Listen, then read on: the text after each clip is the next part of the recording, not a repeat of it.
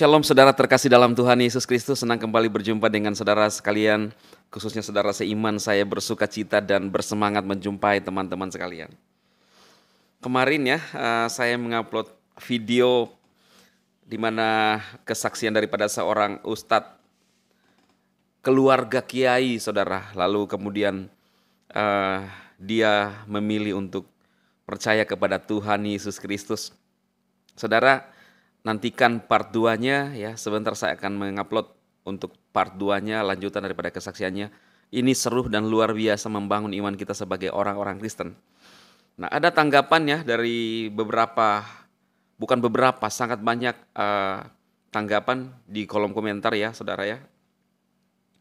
Dan terus mendapatkan tanggapan, komentar terus berjalan ya. Namun ada yang saya ingin juga ingin menanggapi di kolom komentar itu dari No Limit. Katanya itu kebohongan yang sangat luar biasa terlihat ya. Maksudnya kebohongan yang diucapkan oleh Bapak Yosua Muhammad Yasin ya. Nah, apakah benar saudara? Di dalam Alkitab dikatakan bahwa Matius 5:37, jika ya hendaklah kamu katakan ya, jika tidak katakan tidak, lebih daripada itu berasal dari si jahat.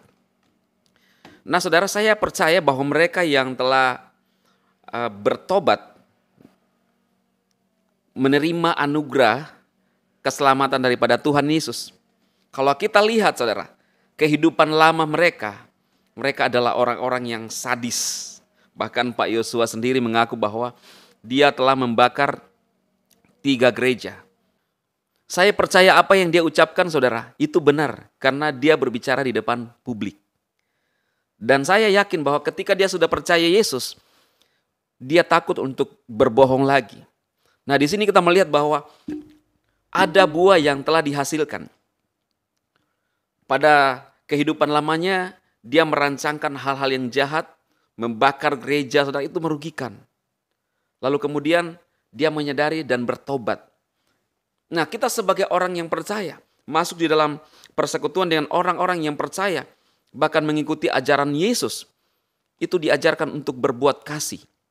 Bukan hanya berbuat baik saudara, tetapi berbuat kebenaran. Masuk dalam level yang dimensi yang lebih tinggi lagi, bukan untuk berbuat baik. Karena kalau kita berbuat baik, bisa salah di hadapan Tuhan. Tetapi kalau kebenaran dari Tuhan Yesus sendiri, maka itu tidak mungkin salah. Kebenaran adalah di atas segalanya. Dan saya mau sampaikan kepada saudara seiman, kita harus hidup di dalam kebenaran firman Tuhan yang disampaikan oleh Tuhan Yesus, khususnya dari Alkitab.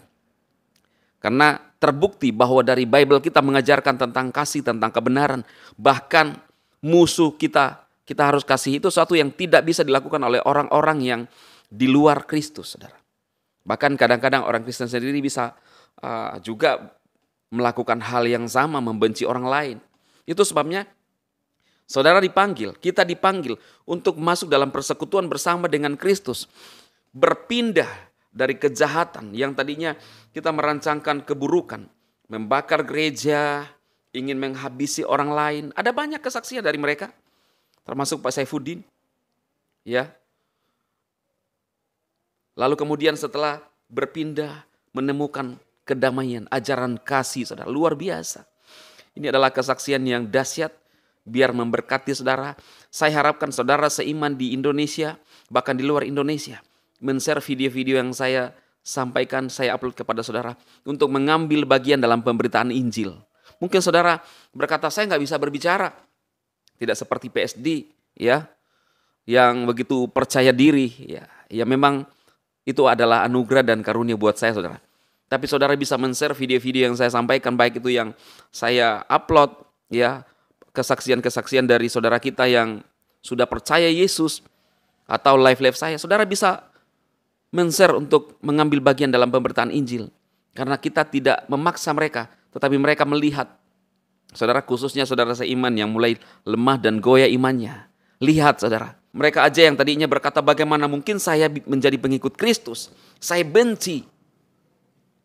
Sebut namanya pendeta aja saya jengkel. Tapi sekarang mereka percaya. Kalau bukan Roh Kudus yang bekerja saudara, itu tidak mungkin. Jadi ini saudara lihat, yang sudah mulai imannya lemah, mereka aja percaya Yesus. Mari, kuatkan iman saudara, teguh di dalam Yesus Kristus. Sehingga pada saat dia datang menyatakan dirinya, orang percaya, bahkan di luar agama Kristen pun percaya bahwa yang akan datang adalah Yesus Kristus untuk menghakimi dunia. Berarti dia hidup sudah 2020 tahun yang lalu kurang lebih saudara. Dia masih hidup, itu berarti dia bukan manusia biasa. Tetapi dalam diri Tuhan Yesus ada keilahian dan memang dia adalah Tuhan sendiri. Ada banyak video yang saya sudah bahas memberitakan tentang ketuhanan dan keilahian Tuhan Yesus sendiri. Kurang apa lagi saudara?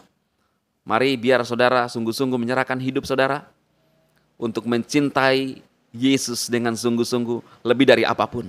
Mari kita berdoa. Bapa, diberkati tayangan video pada saat ini. Diberkati ayat-ayat firman-Mu menjadi rema bagi setiap orang yang menyaksikan. Sehingga mereka dijamah oleh Roh Kudus Tuhan. Ketika Engkau bekerja tidak ada yang bisa menahannya. Kami percaya bahwa Tuhan Yesus sanggup melakukan keajaiban karena Dia adalah Elohim sendiri. Demi Kristus Yesus kami berdoa kepada Bapa di surga. Haleluya. Amin, amin, amin. Tuhan memberkati saudara sekalian. Amin.